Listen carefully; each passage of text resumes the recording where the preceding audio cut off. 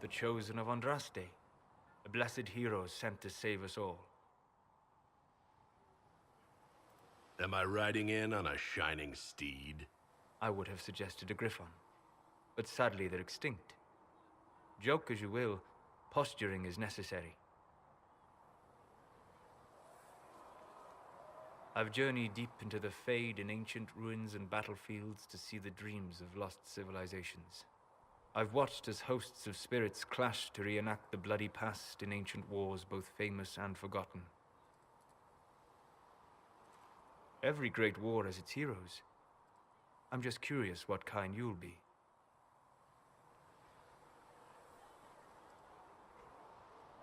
What do you mean, ruins and battlefields?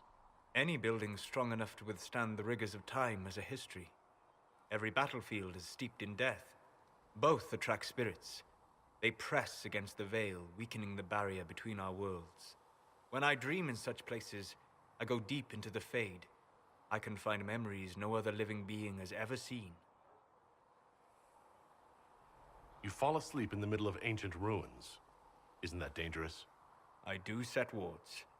And if you leave food out for the giant spiders, they are usually content to live and let live.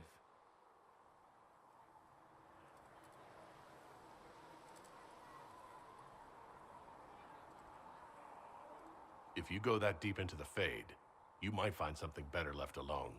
I take precautions to avoid possession. I have no wish to become a demon's tool. In the same light, be cautious here. Cassandra's protection only lasts so long as she survives. It will be interesting to watch this fledgling Inquisition make its way. I will stay to see it, for now. Was that in doubt? I am an apostate surrounded by Chantry forces in the middle of a mage rebellion. Cassandra has been accommodating, but you understand my caution.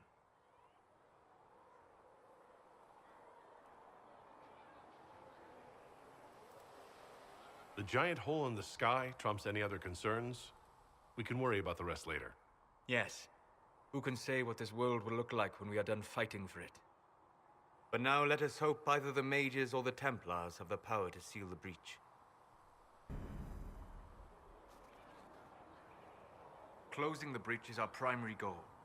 But I hope we might also discover what was used to create it. Any artifact of such power is dangerous. The destruction of the Conclave proves that much. You don't think whatever created the explosion was destroyed in the blast? You survived, did you not? The artifact that created the breach is unlike anything seen in this age. I will not believe it destroyed until I see the shattered fragments with my own eyes.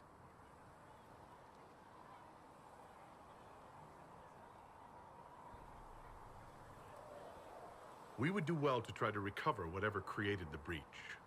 Liliana's people have scoured the area near the blast and found nothing. Whatever the artifact was, it is no longer there. In any case, did you need me for anything? I'd like to know more about you, Solas. Why? You're an elven mage. Not from the Circle, not Dalish. You're an unknown element. I wouldn't trust my life to a blade before I'd tested its balance. Nor would I. All right. What can I tell you? What made you start studying the Fade? I grew up in a village to the north. There was little to interest a young man, especially one gifted with magic. But as I slept, spirits of the Fade showed me glimpses of wonders I had never imagined. I treasured my dreams. Being awake, out of the Fade, became troublesome. Did spirits try to tempt you? No more than a brightly colored fruit is deliberately tempting you to eat it. I learned how to defend myself from more aggressive spirits and how to interact safely with the rest. I learned how to control my dreams with full consciousness. There was so much I wanted to explore. I gather you didn't spend your entire life dreaming. No. Eventually, I was unable to find new areas in the Fade. Why? 2 reasons. First, the Fade reflects the world around it. Unless I traveled, I would never find anything new. Second, the Fade reflects and is limited by our imaginations. To find interesting areas, one must be interesting. Is this why you joined the Inquisition? I joined the Inquisition because we were all in terrible danger. If our enemies destroyed the world, I would have nowhere to lay my head while dreaming of the Fade.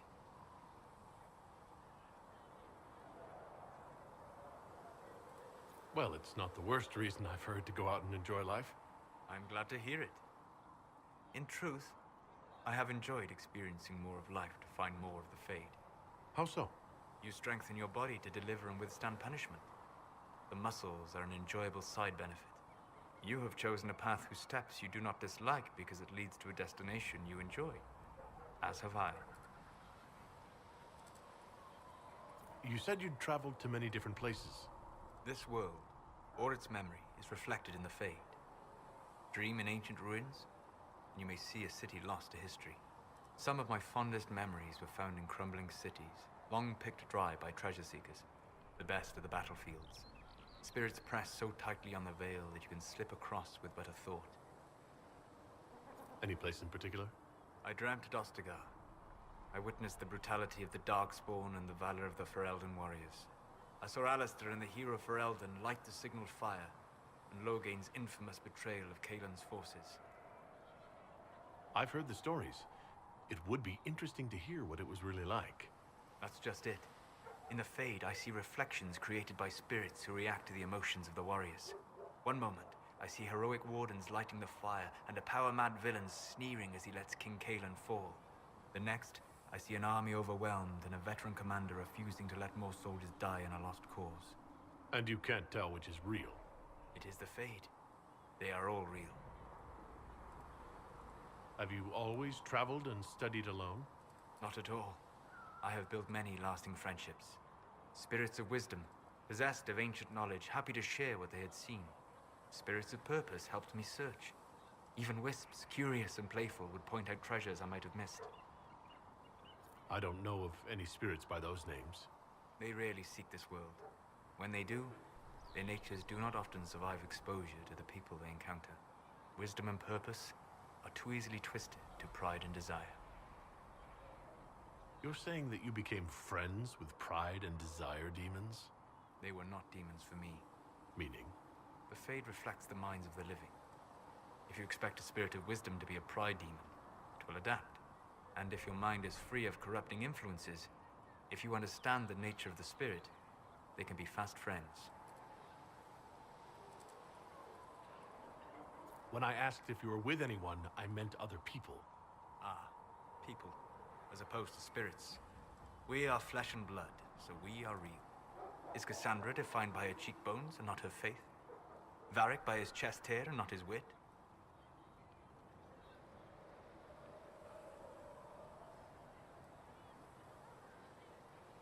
They're not defined by their bodies, but they do have bodies.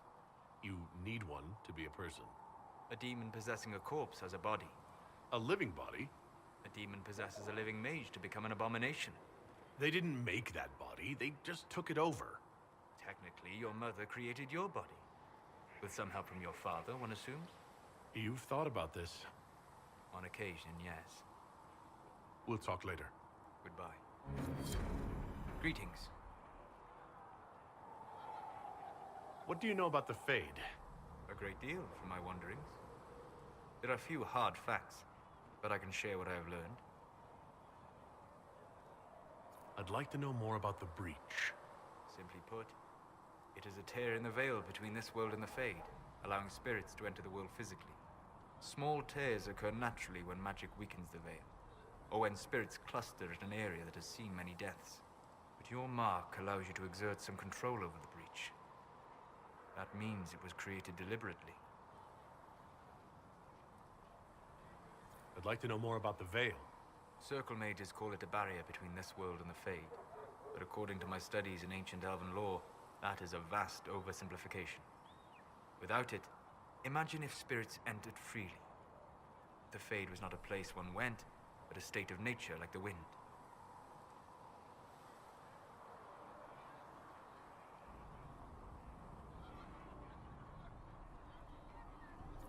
I don't know if I can imagine that. Try. Imagine if spirits were not a rarity, but a part of our natural world. Like a fast-flowing river. Yes, it can drown careless children, but it can also carry a merchant's goods or grind a miller's flour. That is what the world could be if the veil were not present. For better or worse. I'd like to know more about demons. The Chantry says that demons hate the natural world and seek to bring their chaos and destruction to the living. But such simplistic labels misconstrue their motivations, and in so doing, do all a great disservice. Spirits wish to join the living, and a demon is that wish gone wrong.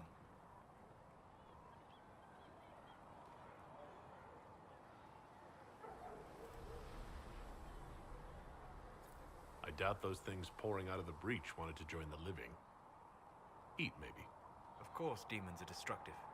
This world is illicit and unnatural for them. They fight to gain entrance, and when the rules of this world do not mirror theirs, they lash out. Tragic, but not evil. We'll talk later. Goodbye.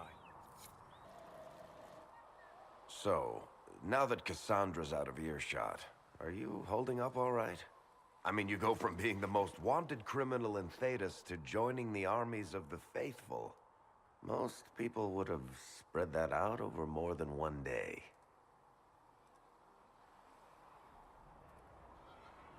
I have no idea what's happening anymore. That makes two of us.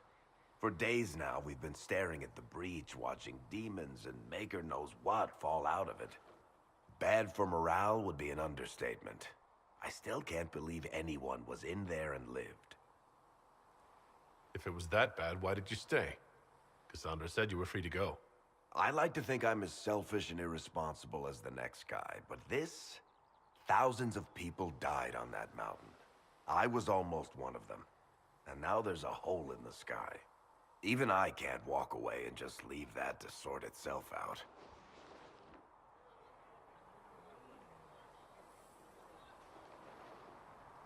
I'm still not sure I believe that any of this is really happening. If this is all just the Maker winding us up, I hope there's a damn good punchline coming. You might want to consider running at the first opportunity. I've written enough tragedies to recognize where this is going. Heroes are everywhere. I've seen that. But the hole in the sky... that's beyond heroes. We're going to need a miracle. Need something? The red lyrium we found at the temple seemed to upset you.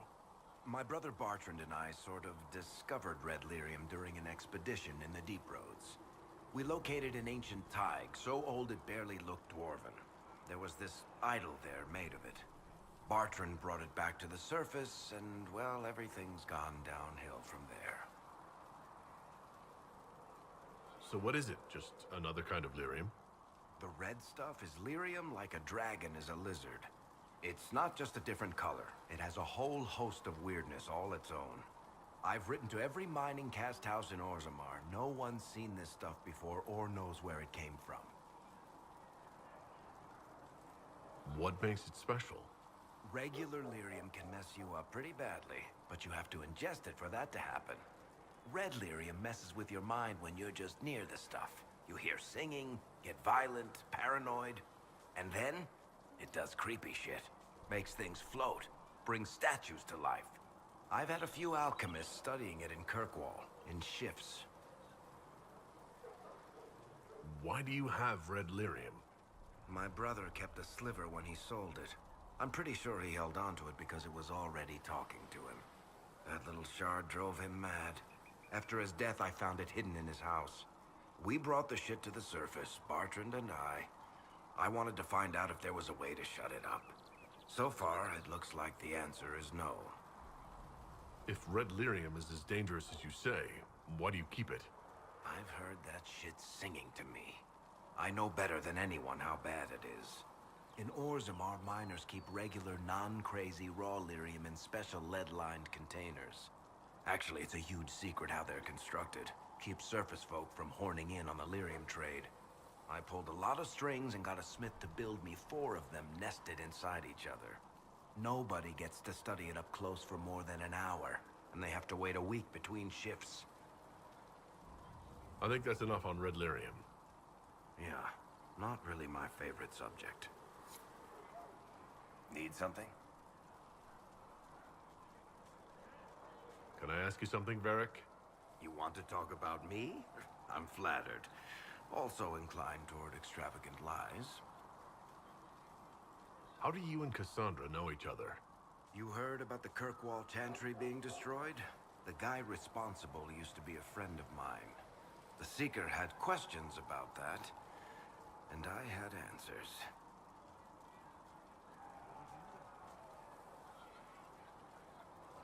Where did you get that crossbow? I've never seen one like it. Bianca? She's one of a kind. There's a hidden shop in Kirkwall called the Black Emporium. I found her in a barrel labeled swag. The owner sold her to me for a ham sandwich and a pair of yellow ruffled pants. Who is she named for? I can't tell you. And the reason for that is? Complicated. It's the one story I'll never tell. We just have to leave it at that. I'm not clear on your line of work. You're a merchant?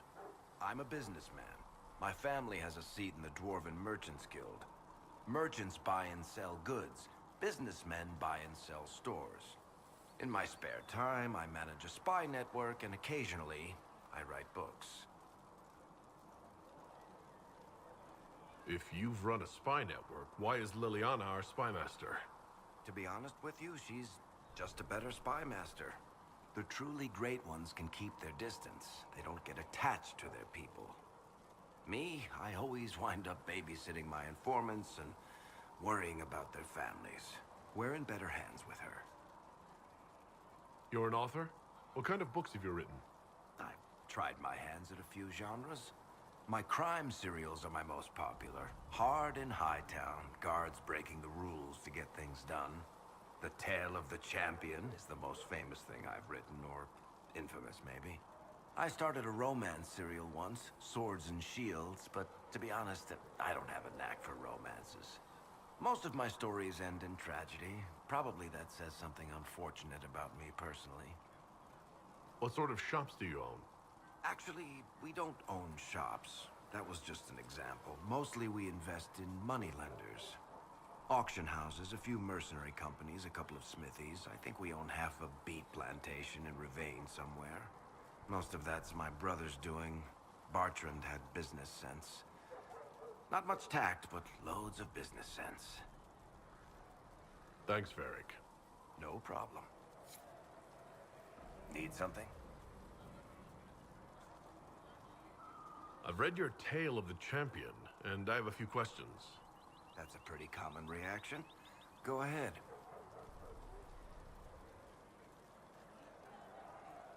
In the book, you say that first enchanter Orsino turned himself into a giant monster made of corpses. How? Why? Do I look like an expert on magical weirdness to you?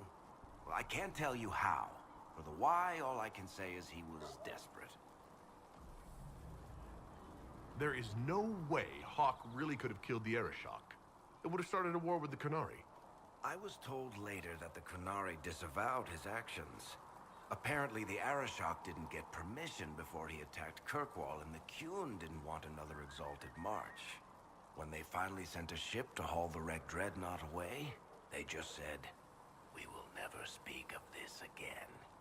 As far as I can tell, that's the Qun's version of an apology.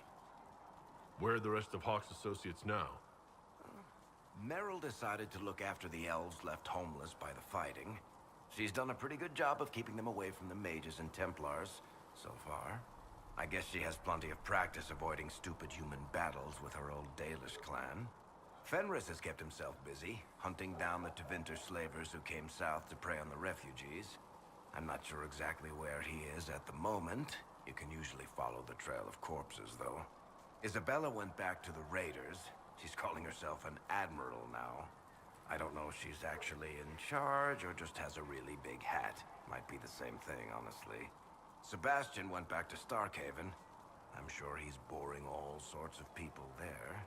Last I knew, Hawk's sister Bethany was doing something wardeny near the Anderfell's border. Aveline is still guard captain. I'm pretty sure Kirkwall would fall into the sea if she quit her job.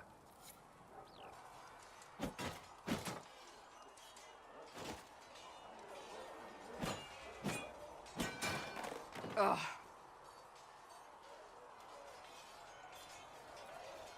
You're kind of a force of nature, aren't you? When I need to be. It's impressive. You flatter me. I'm trying. Did I do the right thing?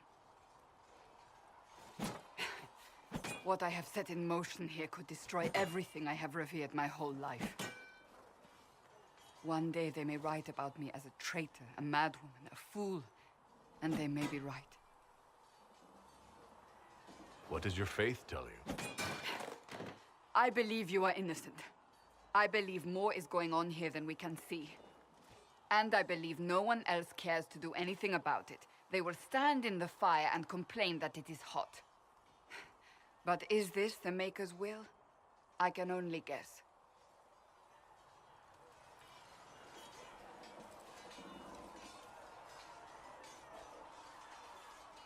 You don't think I'm the Herald of Andraste?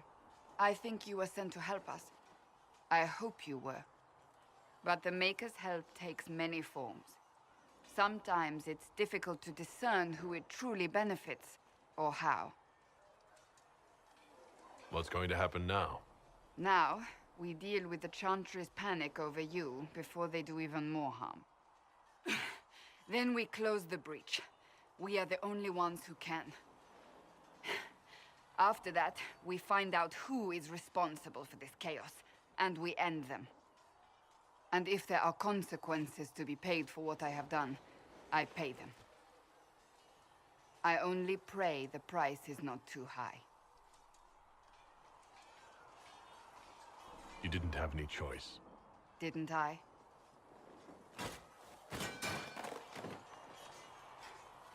My trainers always said, Cassandra, you are too brash. You must think before you act. I see what must be done, and I do it. I see no point in running around in circles like a dog chasing its tail. But I misjudged you in the beginning, did I not? I thought the answer was before me, clear as day. I cannot afford to be so careless again. It wasn't like you had no reason to suspect me.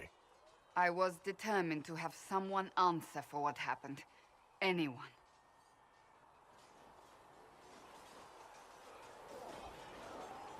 You've said you believe you're chosen. Does that mean you believe in the Maker? I believe he exists. That's comforting. Surely the Maker put us both on this path for a reason. Now it simply remains to see where it leads us.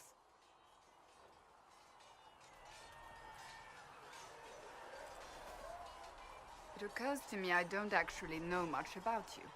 What do you want to know? I'm not sure. Where are you from? I was born in Ostwick, and that's where most of my family is. The Trevellians, is it not? A large clan with a rather clever coat of arms. Tell me, do you consider the Free Marches your home? Are you eager to go back?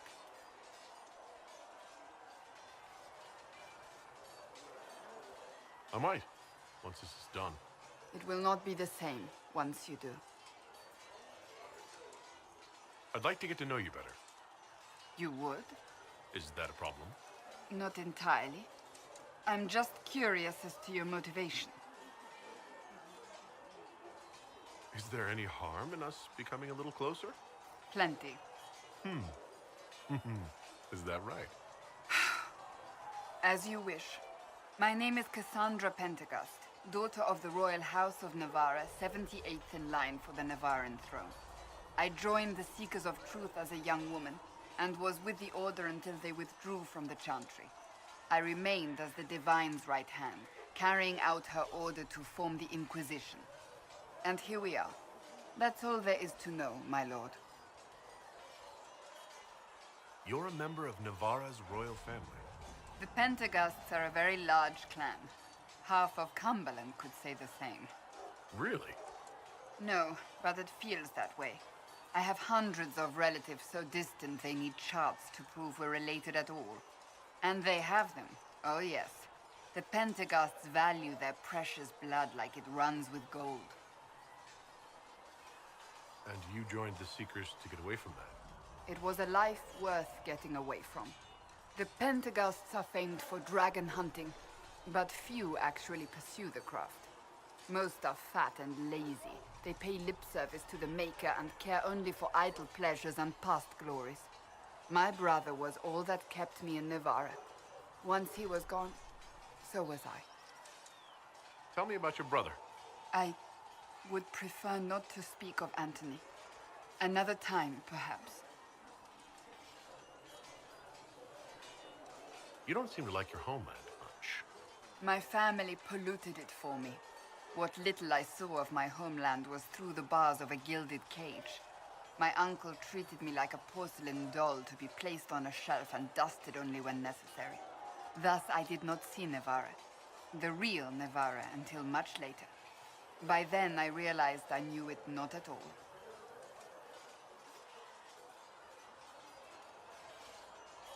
Your uncle? What about your parents?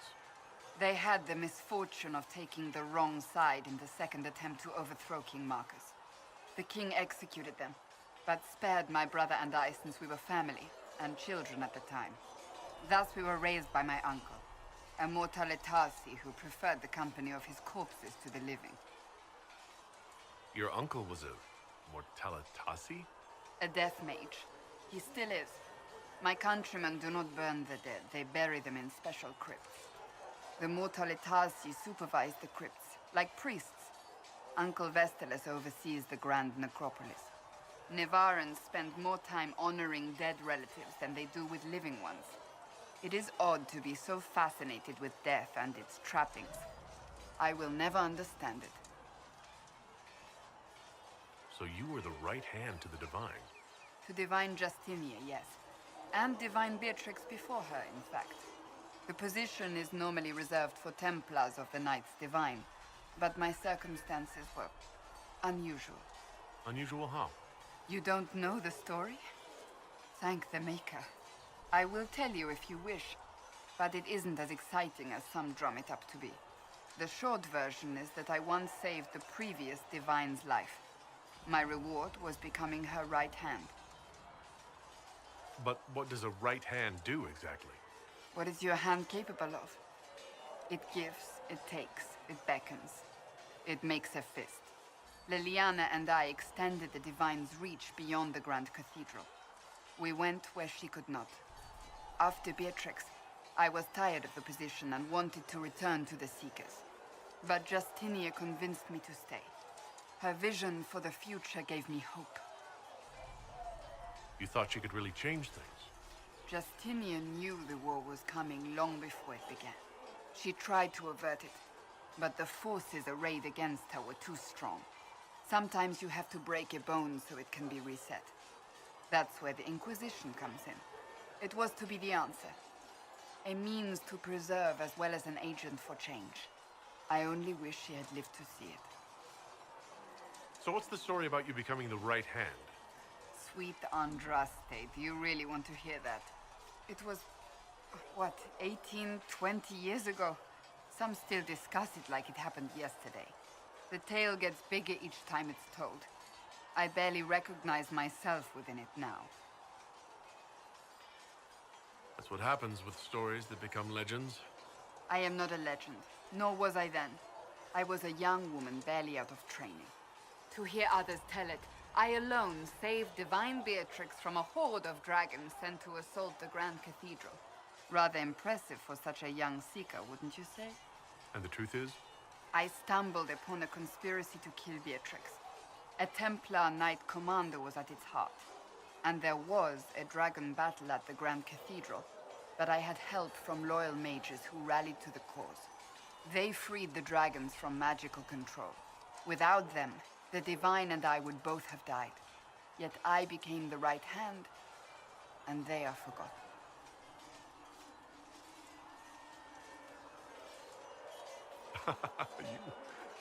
You're delightful.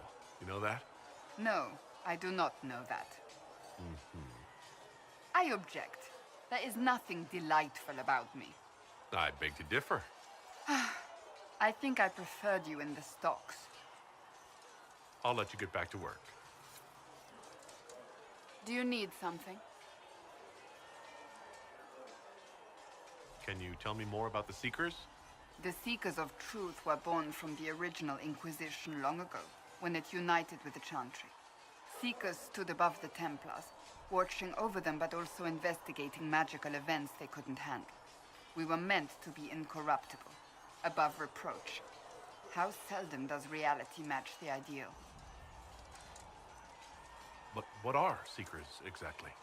Those who know anything of us think we are Templars. We do not use lyrium, however. Our abilities are different, as was our original purpose. We disciplined the Templars and were accountable only to the Divine. And not even her, truthfully. So, the Seekers commanded the Templars? No, the Order didn't assume command until after the rebellion. The Templars have always feared us. When a Seeker arrived at a circle, they knew trouble was afoot. That kind of power is troubling. You begin to think you are the only one who can solve the world's problems. If you don't see a problem, it doesn't exist. If someone insists it does, they are the blind ones. Do you think that kind of problem could ever be fixed? Possibly. Though the Seekers themselves would need to change. They were clearly not willing to, even though they abandoned everything they stood for to avoid it. In my heart, I believe they can still be salvaged, but not by their own hands. You mentioned that Seekers have different abilities than Templars. Entirely. A Templar's abilities come from lyrium and are designed to hunt mages. Ours come from ritual and many years of dedicated training. We cannot be possessed by demons and are immune to mind control. Useful considering our role. Seekers can gain other gifts, though that depends on the individual. What kind of gifts do you have? I can set the lyrium within a person's blood aflame. Both mages and Templars bend before my will. Some Seekers use it to interrogate, others simply to paralyze. Once there was a Seeker who could use it to kill. That particular gift is considered rare. Why did your order turn against the Chantry? We originally united with the Chantry through a treaty that stated they would keep mages under control. It was felt Most Holy had tacitly allowed the Circle of Magi to vote on its independence, thus breaking the treaty. The Seekers saw themselves as justified, and they led the Templars into a war of righteousness. You sound like you disagree.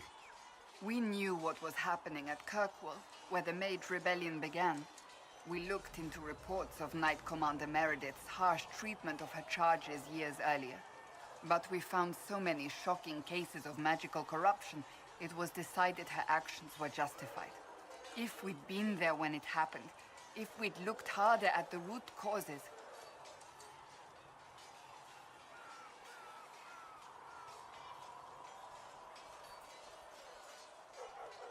You're right. Something should have been done. When faced with a problem, the Seekers would close ranks and crush it. We would find an answer, but only once we felt we weren't being coerced. The moment the mages voted for independence, our response was predictable. It was difficult to watch. How does someone become a Seeker?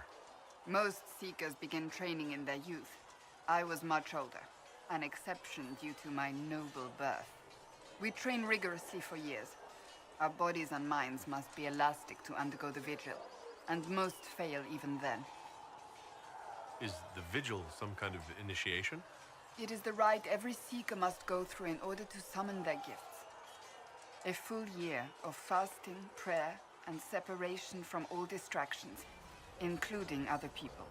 We empty ourselves of all emotion, focusing only on the purity of our devotion. And the moment it finally ends, it's wonderful. Faith realized. I cannot put it into words. Was it some kind of magic? I don't fully understand it, to be honest. If the vigil was not so arduous, I'd say more should attempt it. What if mages never needed to fear possession by demons? I'm told it is impossible, however. I suppose I'll never know the truth of it now. I've no more questions. Yes? May I ask you about the Chantry? It is difficult to say what becomes of the Chantry now. They have no Templars, no leadership, and no one left who is worthy of succeeding the Divine. It has fallen apart when everyone needs it the most. I ache to think what this will mean in the days to come. Will the Chantry replace Divine Justinia? They will try. Once the priests withdraw for the Grand Consensus, it is against Chantry law for them to emerge without naming a new Divine. Sometimes it takes days, or weeks, or even months.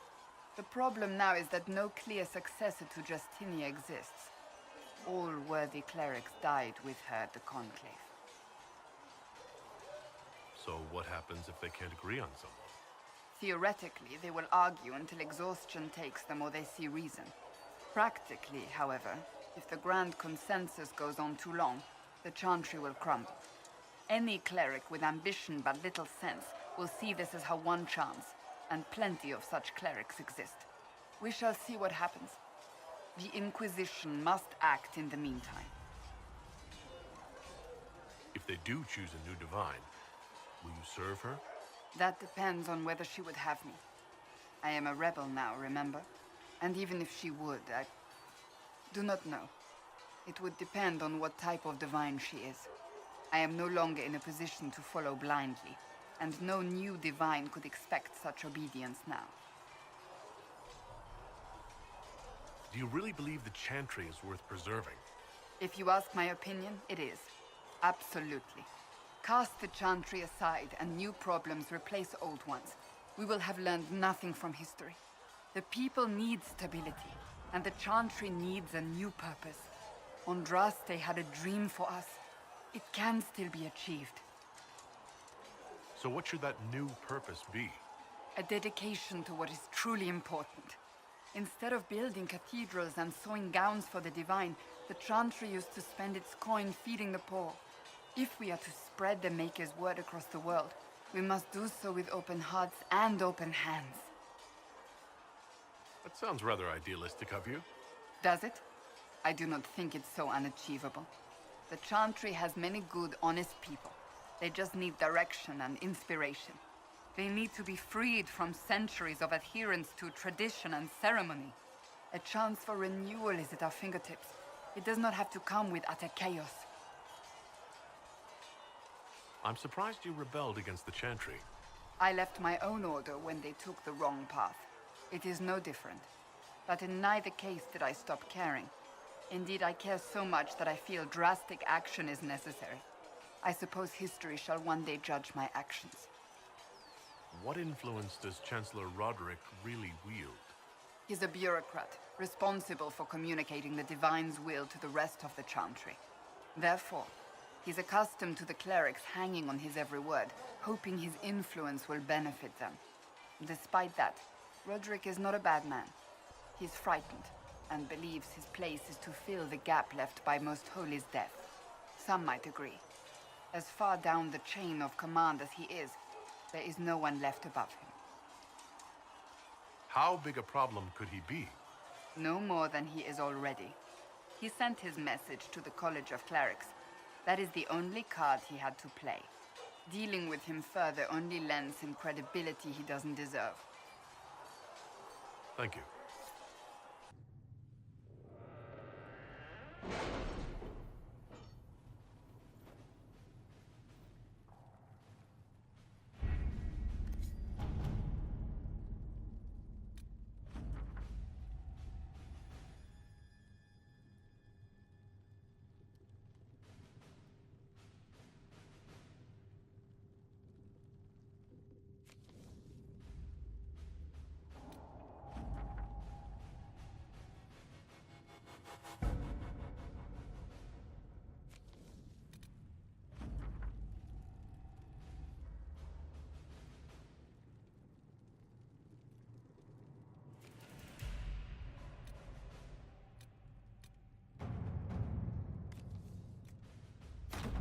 To work?